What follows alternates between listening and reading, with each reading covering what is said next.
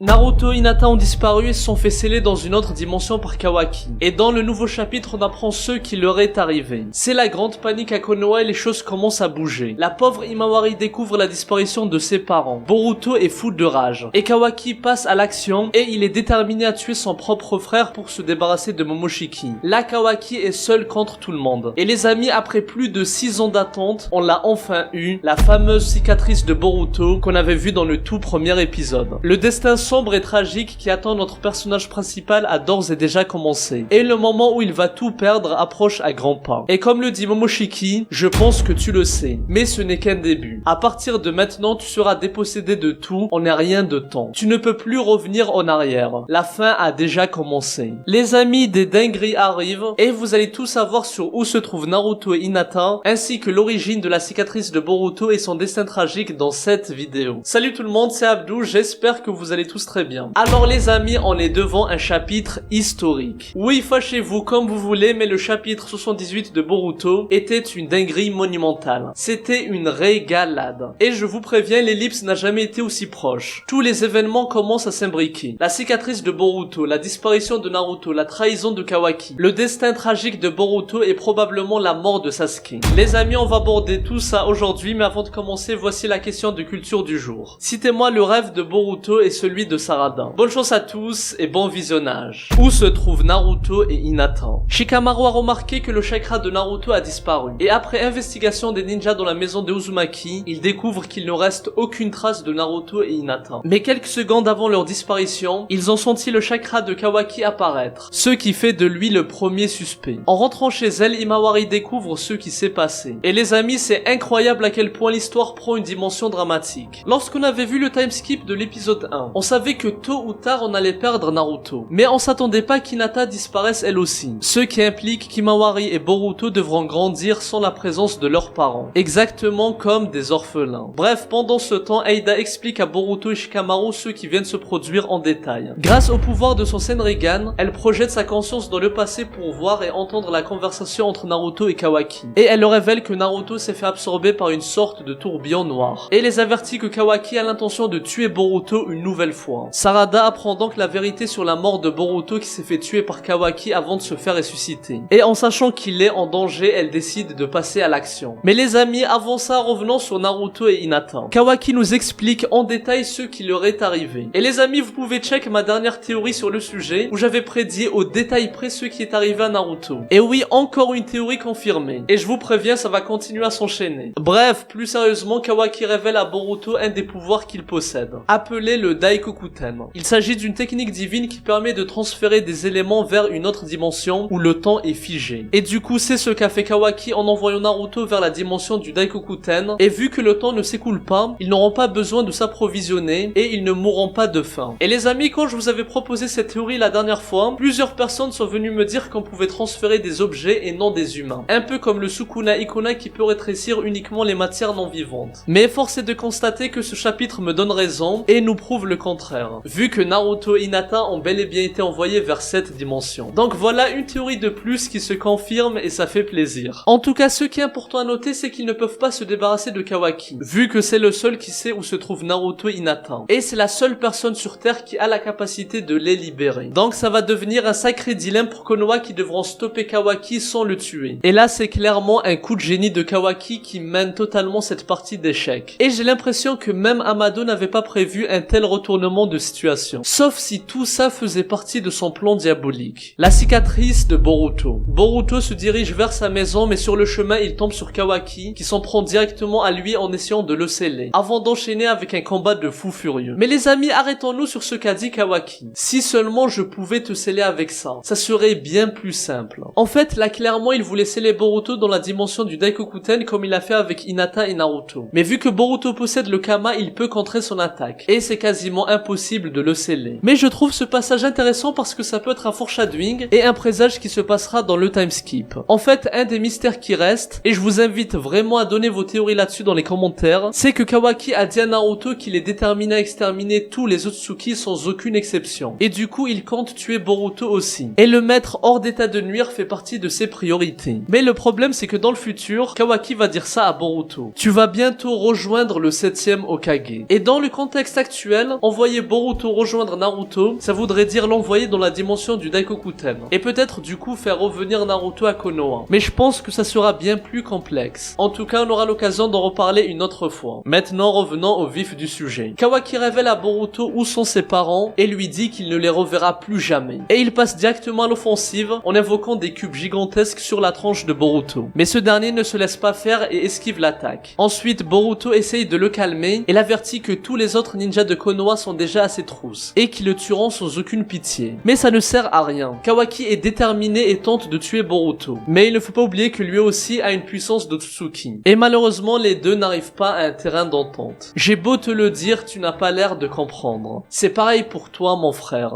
Et les amis, c'est trop, la relation entre Boruto et Kawaki est incroyable. Et je sais que beaucoup en veulent à Kawaki et c'est compréhensible. Il a été accueilli par la famille Uzumaki et là, il les a trahis en quelque sorte, vu qu'il n'a pas respecté la volonté de Naruto et il a privé Himawari de ses parents et il veut tuer son propre frère. Mais si l'objectif est de sauver la vie de Naruto, moi je trouve qu'il a pris la bonne décision. Parce qu'il faut arrêter de se voiler la face. Tout le monde est d'accord sur le fait que Boruto représente un danger à cause de Momoshiki. Je rappelle qu'il a privé Sasuke de son Rinnegan. Et durant l'affrontement dans la forêt, Borushiki s'était allié avec Code pour tuer Naruto. Et c'est grâce à Kawaki que Naruto a survécu. Donc on est tous d'accord pour dire que Boruto est une immense menace pour la vie de son père. Et de toute personne sur Terre. Vu que l'objectif de Momoshiki est de dévorer le fruit de chakra de la planète. Les autres Kage et Gaara avaient dit à Naruto que tôt ou tard il fallait régler le problème de Boruto. Et Naruto avait dit qu'il se portait garant et qu'il tuerait son propre fils si le pire devait arriver. Mais au fond on le sait, si le pire devait arriver, Naruto se laisserait se faire tuer plutôt que de tuer son fils de ses propres mains. Donc les amis, je dis les termes. Kawaki est le seul qui porte ses coronesses et c'est le seul qui assume ses choix. Et c'est le seul qui va au bout de sa pensée, quitte à se salir les mains. Il fait ce que les autres pensent au fond d'eux mais n'arrivent pas à l'accepter. Donc voilà, pour moi, je déteste pas du tout Kawaki à cause de son choix. Et au contraire, pour moi, ça reste le GOAT de la nouvelle génération. Bref, revenons sur le combat. Après un affrontement intense entre Kawaki et Boruto digne d'un combat entre Otsutsuki, un insecte apparaît. Enfin, Sarada apparaît, excusez-moi. Et elle tente d'envoyer une boule de feu médiocre sur Kawaki, qui absorbe son attaque sans difficulté. Et alors qu'elle essaye de le calmer, ce dernier éclaire et lui envoie un avertissement glacial. Je ne te le dirai qu'une seule fois. Si tu ne veux pas mourir, ne m'entrave pas. Mais Sarada décide quand même de se mettre au travers de son chemin, pour se montrer digne de son rêve de devenir Hokage. Et là, on arrive à une dinguerie monumentale de ce chapitre. Kawaki s'avance vers Sarada. Vous les shinobi, votre destin est de mourir jeune. Et là, il frappe avec l'intention de la tuer. Mais soudain, Boruto apparaît et sauve la vie de Sarada. Mais ce n'est pas sans conséquence, vu que Boruto perd officiellement son œil et obtient la fameuse cicatrice qui nous avait été teasée il y a plus de 6 ans. Bon... Avant de cracher sur Sarada, parce que oui, elle le mérite vu sa performance cataclysmique dans ce chapitre. Parlons d'abord de la dinguerie monumentale qui nous a été pondue par Kishimoto. On attendait tous la cicatrice de Boruto et perso je ne suis pas déçu. La tension était extraordinaire. Et la planche où Kawaki heurte Boruto est juste magnifique. Et il y a plusieurs éléments qui rendent cette scène historique. Déjà Kawaki montre encore une fois que c'est le GOAT. Avec un sang-froid de malade, il n'hésite pas à tuer ses propres camarades. Et les amis, je ne sais pas si vous vous rendez compte, mais pendant plusieurs mois, ils ont vécu énormément de choses ensemble. Et Kawaki apprécie Sarada et vice versa. C'est censé être de vrais amis qui ont accompli des missions ensemble. Et se sont entraidés pour vaincre leurs ennemis. Mais là, Kawaki n'a même pas sourcillé. Et je suis convaincu que Sarada l'a sous-estimé et qu'au fond d'elle, elle pensait qu'il n'oserait pas aller aussi loin. Mais maintenant, elle est prévenue et vous aussi, Kawaki ne reculera devant rien pour protéger Naruto. Et les amis, les travaux de Kishimoto sur le développement de Kawaki sont colossaux.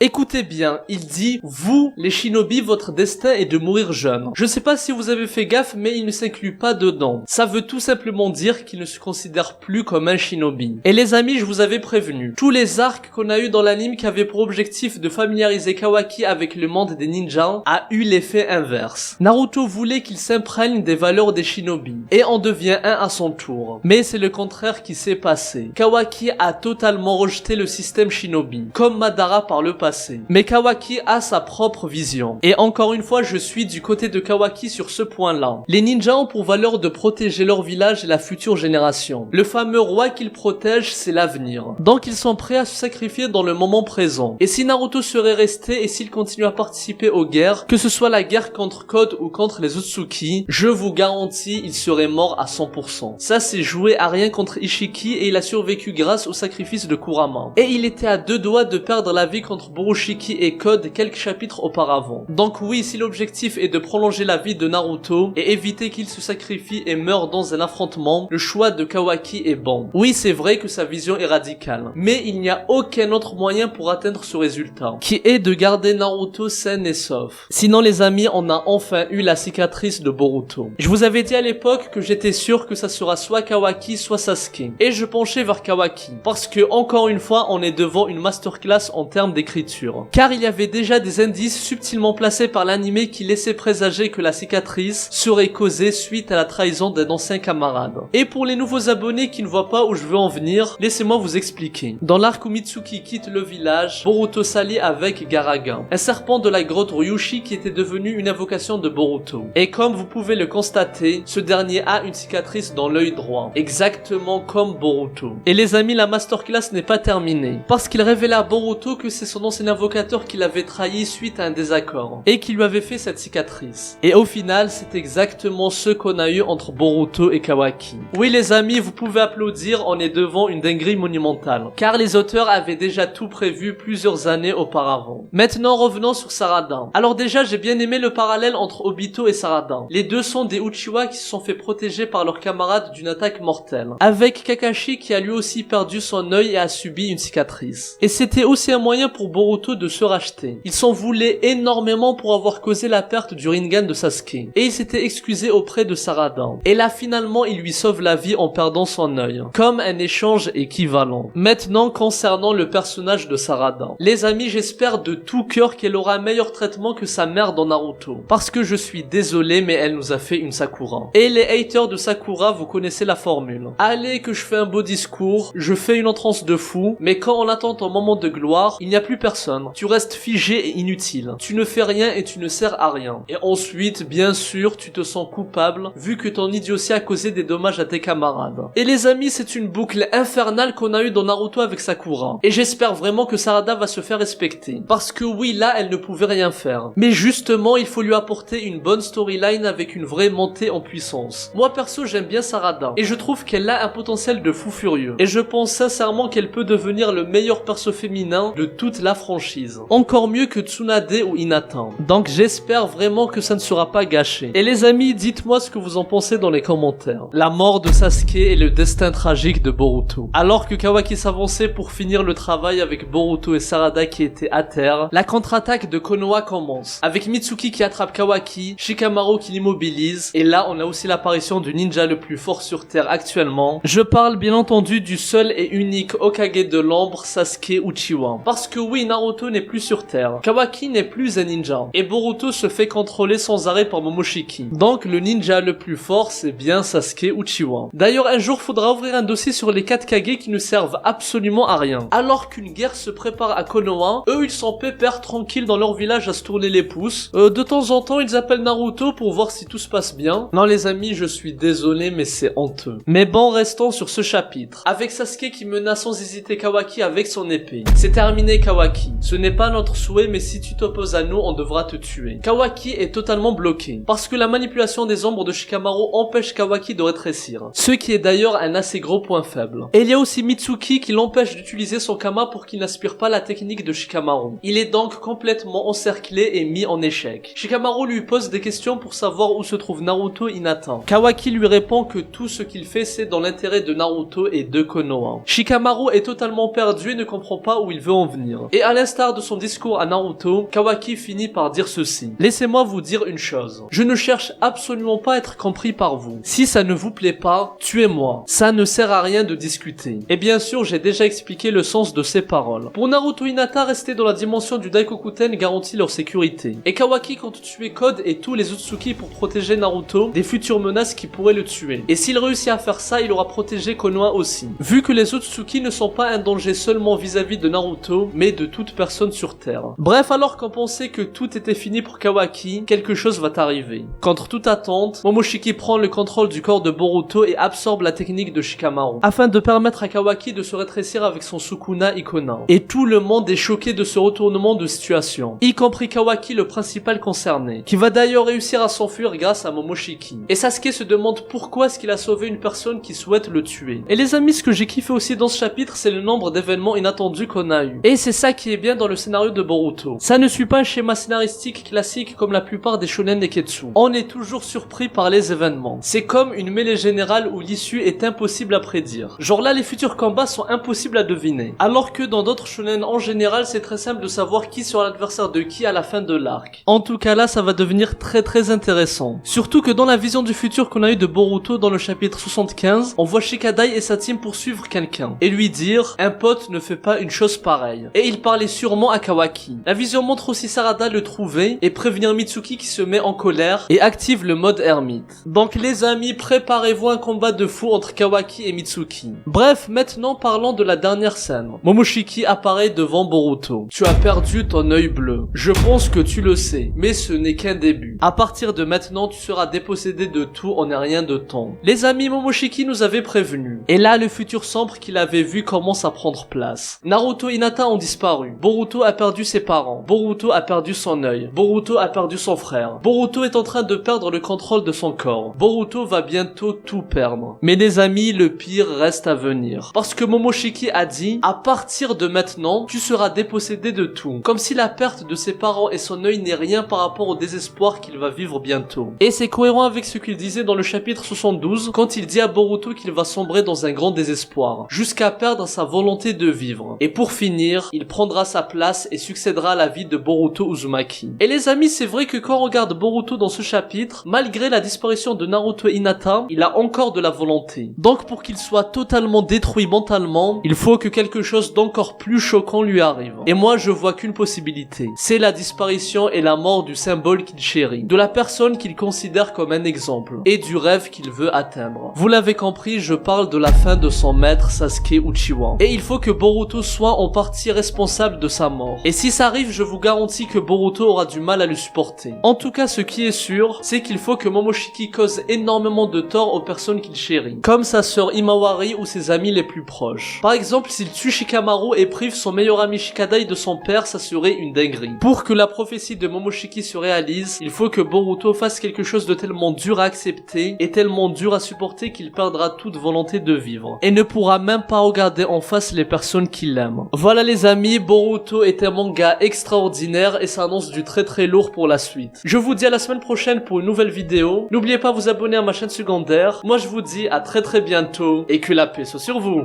Ero, Psy, Konkuru.